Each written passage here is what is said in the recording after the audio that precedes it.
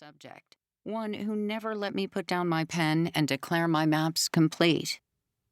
As I tried to keep up, I had to embrace a new way of writing that made room for gaps, inconsistencies, and contradictions, honoring those unstable elements as essential to a story well told.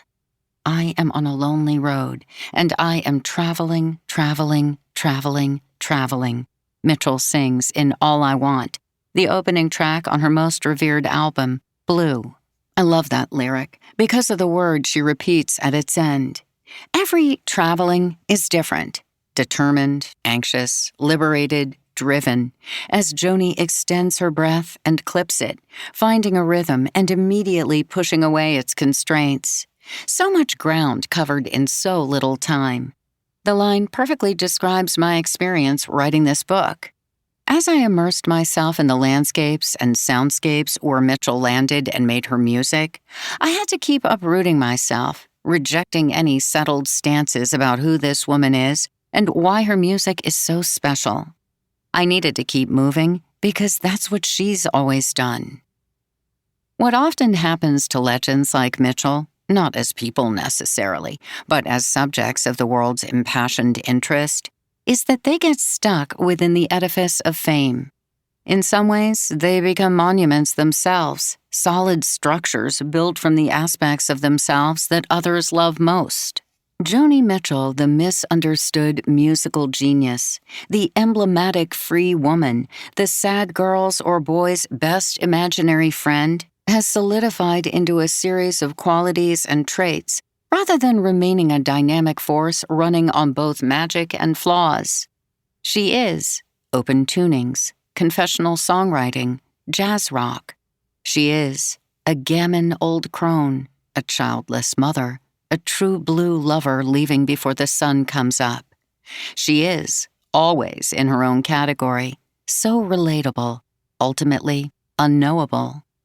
In truth, she's all of these things, but reducing her to any of them turns her into stone.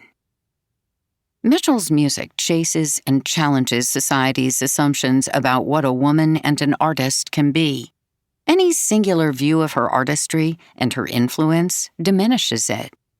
I'm taking Mitchell's lead on this. I feel sometimes like I'm a multiphrenic person, she once said, apparently inventing a term psychologists would later use to describe the condition of having many selves and self-representations that conflict.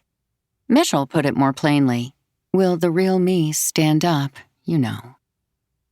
My goal has been to follow Joni Mitchell as she's drifted and flown and to chart the rhythms of her inquiries.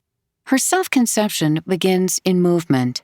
When asked to define herself, she rarely calls herself a musician first, saying that since she was a child, she's been a dancer and a painter, shimmying with the boys and the bad girls in a Saskatoon dive, wrecking her stockings, reaching her arms overhead to make brushstrokes on a canvas, opening up unimagined vistas with a smear of paint.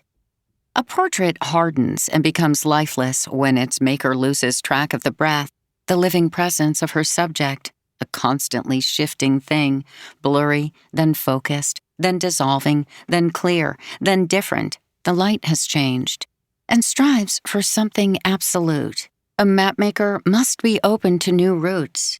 People are not definitive, neither is any one story. That is the point of Mitchell's songs. Life is stranger and bigger than that. And people, even geniuses, are smaller, human, always incomplete. Every legend is also one of us. Embarking. Many years ago, I was standing in my front yard looking suspiciously at some gathering clouds when a New York editor called me and said, "I just really want to read you on Joni." My first reaction was to pull the phone away from my face and laugh. Of course, the woman music critic should write about the woman demigod. Why didn't anyone ever say to me, "I really want to read you on the Beatles"? In fact, I knew why. With 30 years and tens of thousands of words behind me, I'd made contemplating what it means to be called a woman in music the heart of my work. Somewhere buried in a trunk at the back of my office closet is a cloth-bound notebook from my